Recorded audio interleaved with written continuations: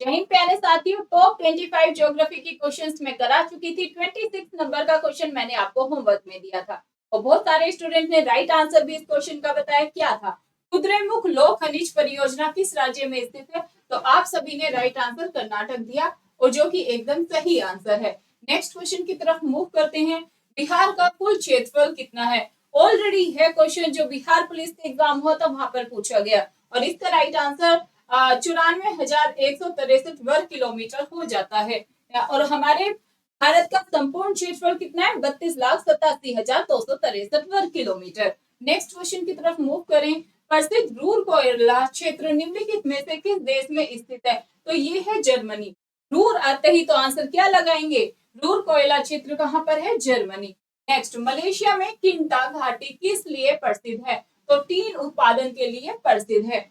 Next question, silent valley के चर्चित होने का कारण निम्न में से क्या है? और इसका राइट आंसर हो जाता है जैव विविधता एवं सदाबहार वन का संरक्षण।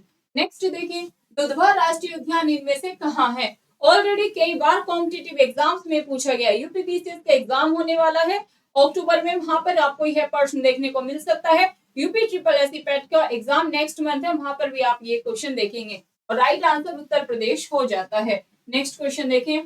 भारत का सबसे पुराना राष्ट्रीय पार्क इनमें से कौन सा है? जिम कार्बेट राष्ट्रीय पार्क। आप ध्यान रखेंगे कहां पर है जिम कार्बेट नेशनल पार्क? तो आपने उत्तराखंड राज्य याद रखना है।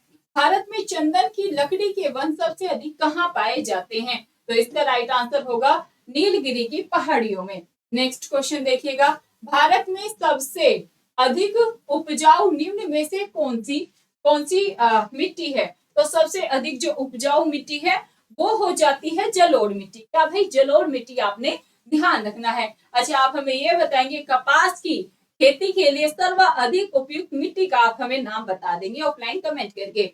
नेक्स्ट देखिए, शिव समुद्रम जल प्रपात निम्नलिखित में से किस नदी पर है? शिव समुद्रम आते ही आंसर क्या लगाएंगे? कावेरी नदी पर है। नेक्स्ट क्वेश्चन देखें। जोग जलप्रपात इनमें से किस नदी पर स्थित है? तो इसका आंसर होगा श्रावती। क्या आंसर लगा के आएंगे? श्रावती। नेक्स्ट देखें। देश के सर्वाधिक क्षेत्रफल पर निम्न में से किस प्रकार के वन पाए जाते हैं? तो उष्णार्ध पतझड़ वन पाए जाते हैं। नेक्स्ट क्वेश्चन देखेंगे। भारत की सबसे बड़ी बहुउद्देशीय नदी घाटी परियोजना निम्न में से कौन सी है? तो आपने ध्यान रखना है भाखड़ा नांगल परियोजना। चलिए जी नेक्स्ट क्वेश्चन की तरफ मूव करें। दलदली अथवा ज्वार भाटा क्षेत्रों में पाए जाने वाले वन को निम्न में से क्या कहा जाता है? तो इसका राइट आंसर होगा मैग्रेव वन कहा जाता है। क्या कहा जाता है? मैग्रेव वन। सभी स्टूडेंट क्लास में ही याद कर लेंगे। और इसका जो नेक्स्ट क्वेश्चन है क्या है? दक्षिण पश्चिमी मानसून किस प्रदेश में सर्वप्रथम प्रवेश करता है? तो ये करता है केरल राज्य। लिटरेसी रेट में भी सबसे आगे केरल है। अगर सेक्स रेशो की बात करें सबसे अच्छा सेक्स रेशो कहाँ का है? केरल राज्य का। 1000 पुरुषों पर 1084 महिलाएं। ओणम फेस्टिवल भी केरल में मनाया जाता है। भारत में मैग्रेव वनस्पति का सर्वाधिक विस्तार निम्न में से किस राज्य में पाया जाता है? तो इसका राइट आंसर होगा वेस्ट बंगाल। क्या भाई? पश्चिमी बंगाल। नेक्स्ट देखेंगे। कपिल धारा जलप्रपात निम्न में से किस नदी पर स्थित है? तो कपिल धारा आते ही आंसर लगाएंगे नर्मदा। नर्मदा नदी को एमपी की जीवन रेखा भी कहा जाता है। ये चीज आप ध्यान रखेंगे। नेक्स्ट क्वेश्चन देखेंगे।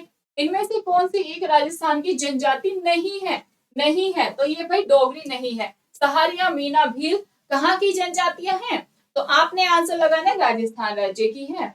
नेक्स्ट देखो। आर्यों ने भारत में निम्न में से किस दर्रे से होकर प्रवेश किया? ऑलरेडी न सिर्फ एसएससी पीसीएस में भी है क्वेश्चन, हमने कई बार देखा है। तो खैबर दर्रा दर्रा आप ध्यान रखें।